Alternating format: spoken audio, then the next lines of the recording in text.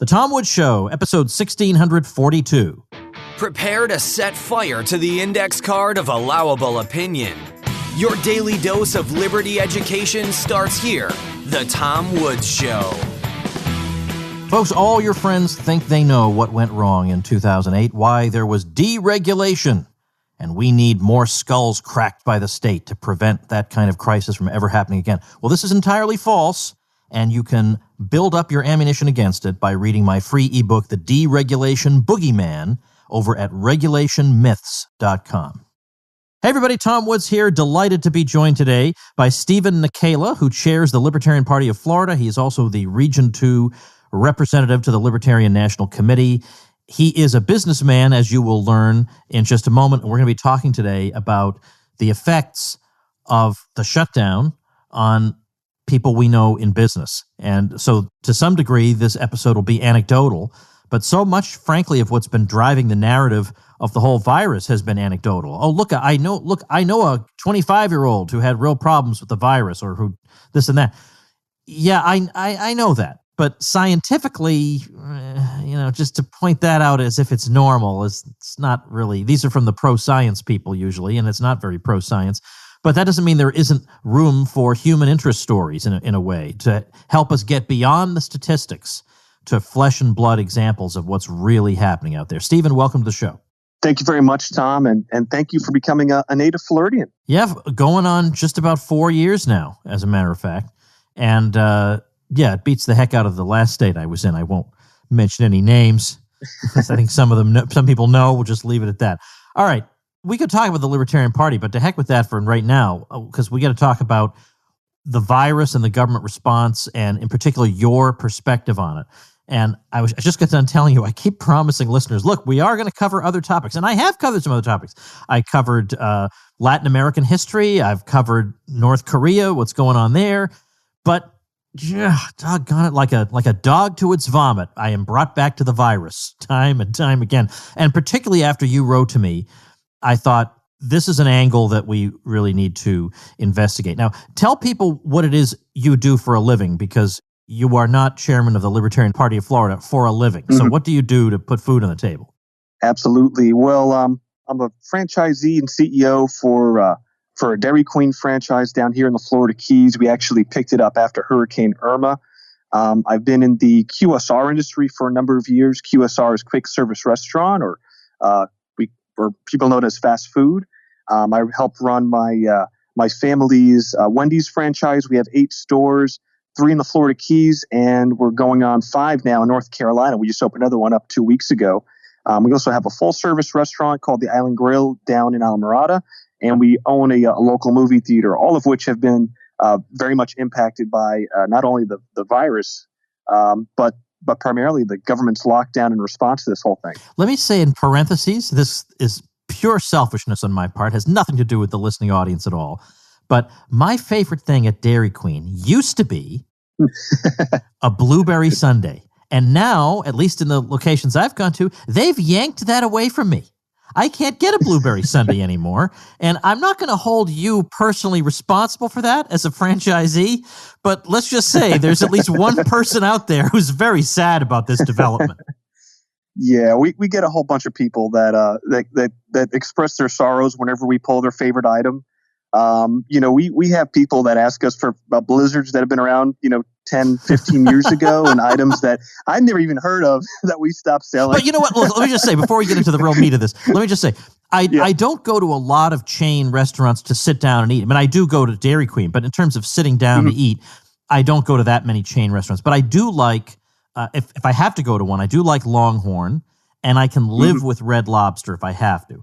And in both cases, the thing that I most often ordered there was taken off the menu, and the explanation given to me was nobody ordered it. And I thought, you're killing me. Yeah. Not only did I order it, it gave life meaning to me to order that one thing. So anyway, all right, let's. This is silly and ridiculous of me. Let's get on to the real subject matter. So obviously there is a lot of takeout going on. There are some restaurants where I don't know how much that really replaces their normal volume. Because, for example, a sports bar, people aren't really going there primarily for the food. The food's a nice add-on. Whereas Wendy's, a lot of people go there for drive-through anyway. Maybe that's been roughly a wash. How would you assess it? Well, I would say that we are blessed to have the drive-through. Normally it's about 60% of our business goes through drive-through, 40% is takeout and dine-in. Now, obviously, about 99% of our business is drive-through only, and about 1% is delivery. So the industry has been moving towards delivery slowly. We don't have it available in all of our locations, but we get DoorDash down here in the Florida Keys and Key West. So that's getting real popular. But I would say that, for the local businesses that don't have a drive-through, they are moving towards a lot of takeout and delivery, but they're still down about 90% of their business because, why do you take your girlfriend or your boyfriend out to go and or your husband or wife, whatever, your family to go out to eat is for the experience, to dine in, to have quality service, to have together time. When you're competing with the grocery store, it changes that economically, for families entirely. So luckily with Wendy's, we offer the 4 for $4, Dairy Queen offers certain packages and people really just want something sweet to kind of take the edge off on. So we still get a lot of business there. But between the tourism and everything else, we're all down significantly. But drive-through service has been our saving grace through this whole thing. Are you talking to other businessmen about what they're experiencing? Yeah, I know a lot of business owners down here, and I'll tell you, Tom, we're a tourist industry down here, so we rely completely on tourism. We're not selling sponges anymore. We're not selling turtles or cigars, or we're not an independent republic down here in the Conch Republic and the Florida Keys. We rely 100% on tourism, and without that tourism, we're pretty much dead in the water. Not only that, but the Monroe County Commission's actually put a roadblock on the 18-mile stretch coming in. So there's actually a roadblock there where they check your ID. And if you're not a primary resident and you can't prove it, they won't let you in. So no tourists, no secondary homeowners. If they have it under a corporation or something like that, it has to be under their name and they have to have it on their ID. So without cruise ships, without tourism, we're definitely hurting. And actually in Dare County, we have our other 2 stores on the Outer Banks of North Carolina. While I was just up there, we have a second home there. And we actually had to get in through our business permits. We had to get a special permit to go in under a business license deal. And that's the only way they let us in. There's no tourists there either.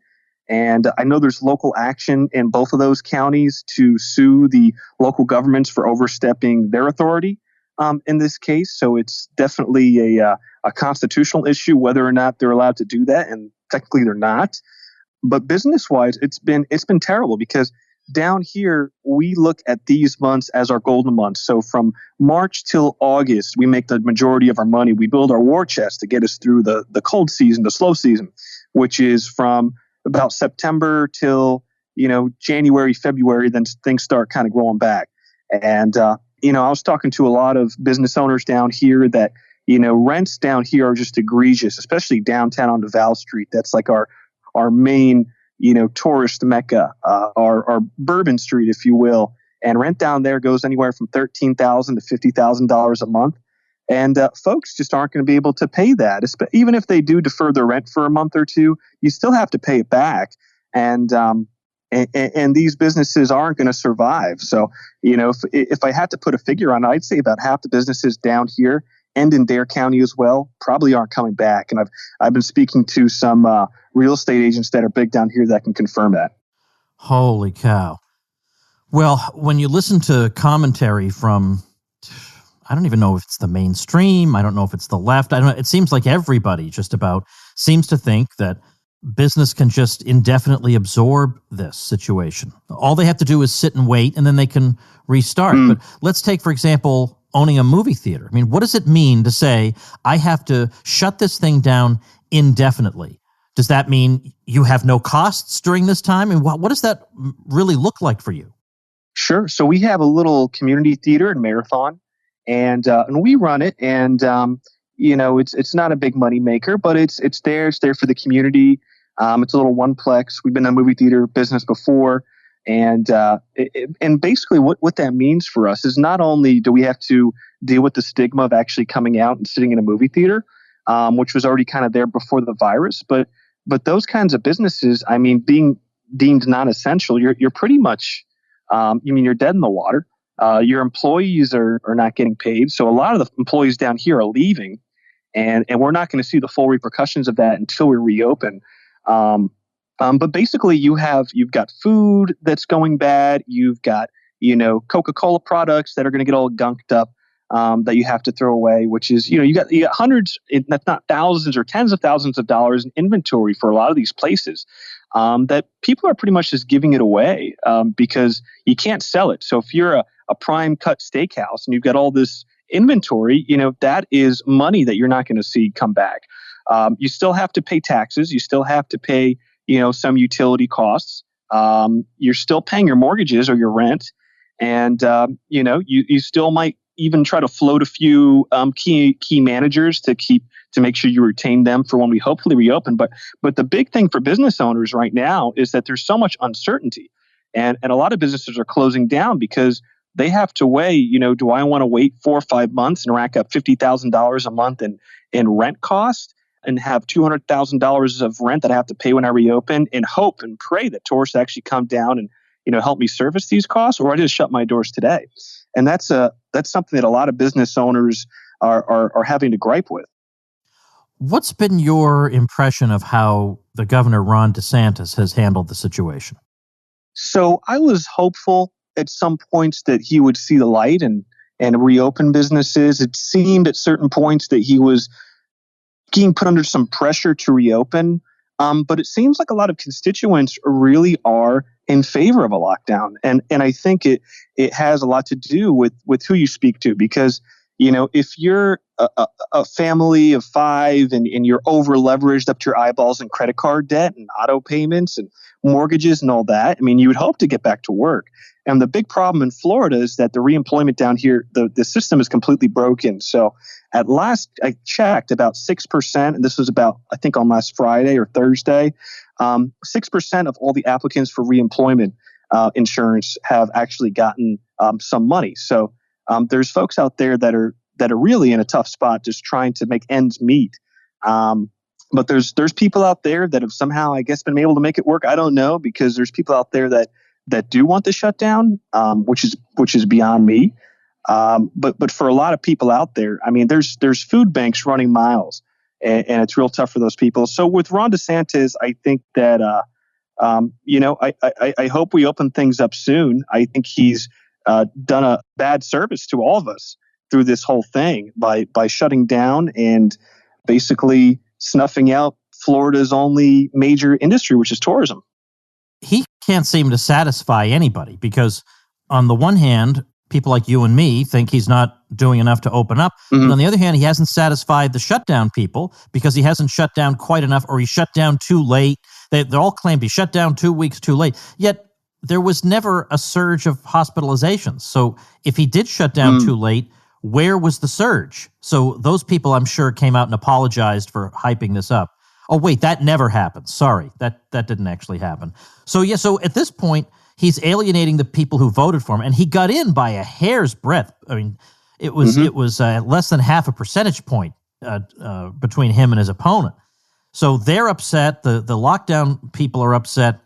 Do you think it's just a matter of he doesn't want to be one of the first governors to do it? He wants to wait and see, and then get a little political cover when other people have done it for a few weeks? Do you think it's really that? I think so, Tom. I think that he's under a lot of political pressure to kind of balance out his approach and try to appease everyone.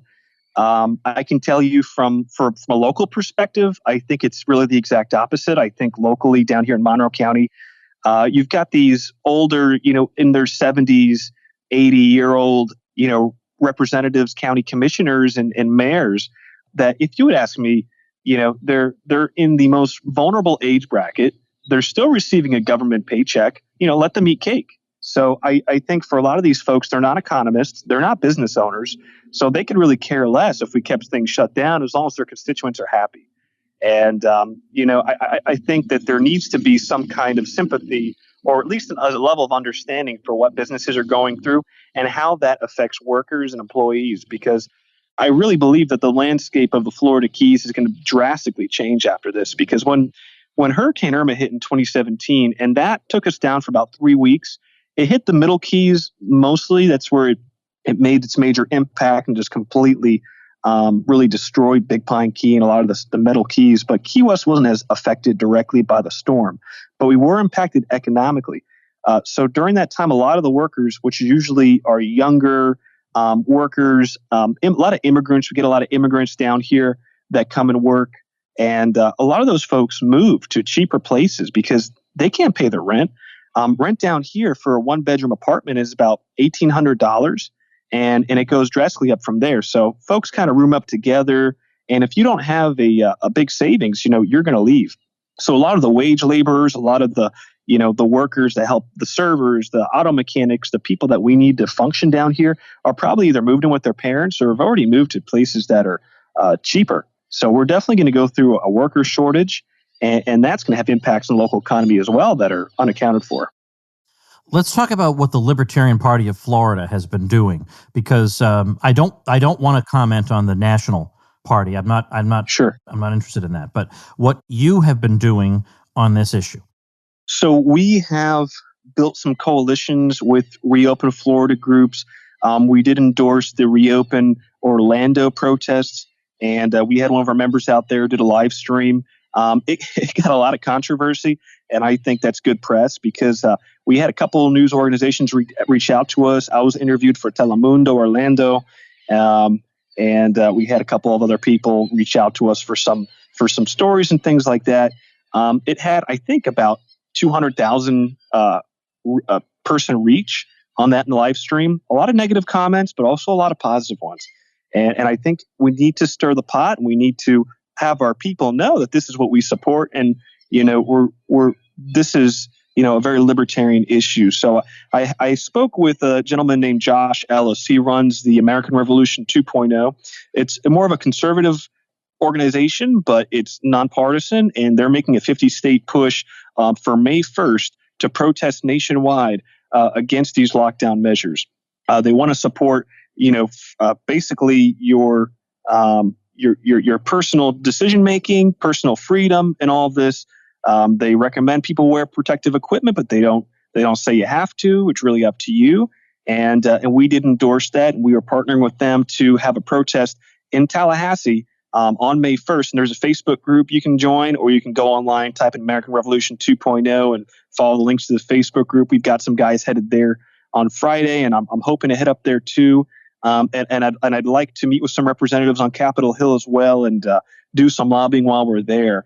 But that's how we're taking advantage of this because, aside from thanking our people that are still, out there doing their thing and supporting us, we as libertarians are, as far as I'm concerned, the only political party in Florida that's really taken a stand definitively on this issue.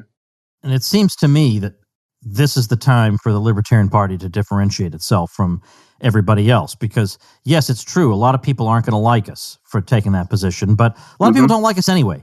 And the fact is, nobody is taking this position, really. Not the Republican Party, that's for darn sure. They're terrified. So, I mean, you hear some isolated Republicans saying this or that, but almost all of them are mealy-mouthed. So to have a candidate say, so let's say a presidential candidate, I would want the presidential candidate for the LP, whoever it turns out to be, to say, our position is we're against the lockdown. Now, you're going to lose soccer moms over that who want to keep us locked up forever because they think the virus will go away if we stay in our houses. I get that.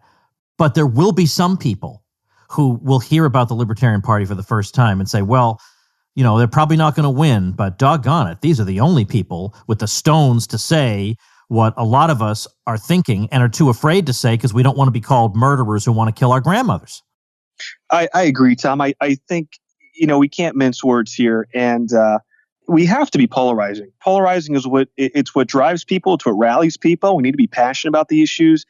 And I have a bit of a personal beef with the LP too, is that, we need to be taking hardline approaches on things. And that's the only way we're going to rally real support, not support from people who, are kind of on the fence or casual observers. That's not the people I want on my side. I want people who are really passionate about the issues and actually want to make out a difference. That's why we've got people all across the state willing to drive to Tallahassee. And, Florida, it's about a 10-hour drive from here to, actually, I think it's 13 hours from here to Tallahassee. So, it's not a day trip. And we need passionate people to support us, support this movement. And I think that's what makes us so special as a political party, is that we take controversial stances and we support them, we back them up.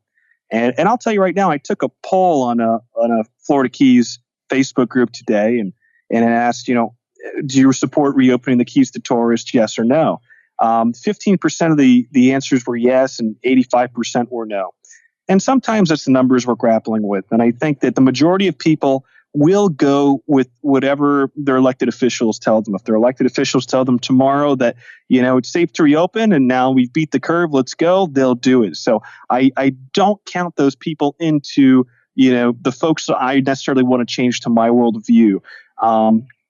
Politics is about making a political effort to either to change policy or to win elected positions and change things from there. So that's what I hope to do in the Libertarian Party of Florida, is to be aggressive and get the people that we want the support from and reach those objectives. I don't want it to be liked. I want to be divisive. I think that's the only way to do it. Let me leave the conversation with this question. Mm-hmm. Obviously, the response you get is it's not safe to reopen. And you value money more than human lives, and that's typical of libertarians because all they care about is greed and keeping what they've earned and all that. Now, incidentally, it's so funny to hear this complaint made about libertarians all the time that I've got mine. That's what they think, that's what our philosophy is. I've got mine, and I'm not going to let any of you have any of it. When most, and I'm not present company accepted, but most libertarians I know are not really that well off. Like, for example, most billionaires in the U.S. are registered with the Democratic Party. I'm sure a few are Republicans, but billionaires are not members of the Libertarian Party as a general rule, let's say, as a general rule. And yet there's this view of us as we're these rich fat cats with our phony baloney economic theories that are really just a grandiose rationalization for greed and all that. It doesn't correspond to what's really on the ground. But how do you answer that primary objection? Absolutely. Well, I'll answer it a few different ways. I was talking to somebody from a local group. We're actually planning on suing the county and changing policy, lobbying and all that to get the Keys reopened economically. And, it's funny because the person I was talking to, she said that people are calling her on Facebook selfish for wanting to reopen the county. And I said, that's funny because you would think that people that are safe in their homes telling other people that they can't go out and they can't work, for their personal safety, I think that's selfish. I don't think if I truly believed that cost benefit wise, opening the Keys would result in more death or more this or more that, versus staying closed, it might change my opinion, but I really believe that this lockdown is hurting us all so much economically that really the moral position, if we're going to look at it from a bleeding heart perspective, is how much damage is being done on the folks that, we don't see, food banks are lining up for miles. There's a massive amount of people out there that are just over leveraged in household debt. And perhaps this is a wake up call to those people, but it's part of our consumer culture that are going to be defaulting in droves. There's businesses that are never going to return and their employees aren't going to return. There's a lot of economic damage from this. There's going to be a tidal wave of bankruptcies and people moving out. So when I consider the human impact of all this, people have to realize that this lockdown was never meant to cure the virus. It was only meant to allegedly slow it down.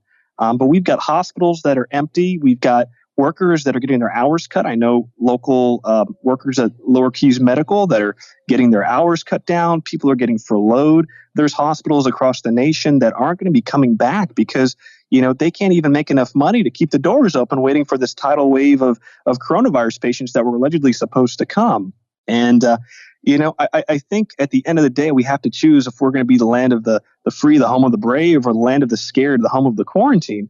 And, to me, if folks think this is all about profit, believe me, this isn't about profit. I think most people down here aren't making any profit. This is about survival. And yes, there is an economic interest in for me to keep my businesses going. But there's also an economic interest for all my employees to keep paychecks coming. And, it has to be considered. So, there's meat shortages that are going to be coming through soon, and I know a lot of that has to do mostly with COVID cases at these meat processing facilities. But we can also look at government and government's role on that issue, which is, government does not allow the direct sale of processed of cattle to private processors that are outside of the FDA system or to consumers. So, we can put the blame on the government in a lot of different ways, and we can point to solutions there. But to me, Tom, the real selfishness is from the folks that think that staying inside and using government force to keep people, in their homes too. That to me is the real selfishness. What is the website of the Libertarian Party of Florida? It is lpf.org. And if you head over there, if you're interested in joining the party, feel free to get involved. Feel free to send us a volunteer request if you want to get involved locally. If you're interested in running, we're making a big push for 2021 and 2022. We need to get you prepared now if you've ever thought about being a candidate. Or if you just want to donate to the party and help us do our work and continue, please, I encourage you and I thank you for your generosity and kindness to support us in these very difficult times. I know it's not easy on folks. And if you can, that would be very much appreciated. If not, sign up for a newsletter and see what we're doing. And we hope to support you as the only party fighting for liberty in the state of Florida. Well, thank you very much, Stephen, for what you're doing and for your time today. Thank you, Tom. Thanks for having me on.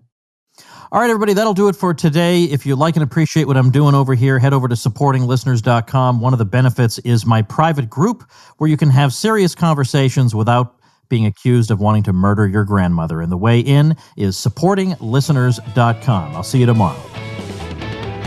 Become a smarter libertarian in just 30 minutes a day. Visit tomwoods.com to subscribe to the show for free, and we'll see you next time.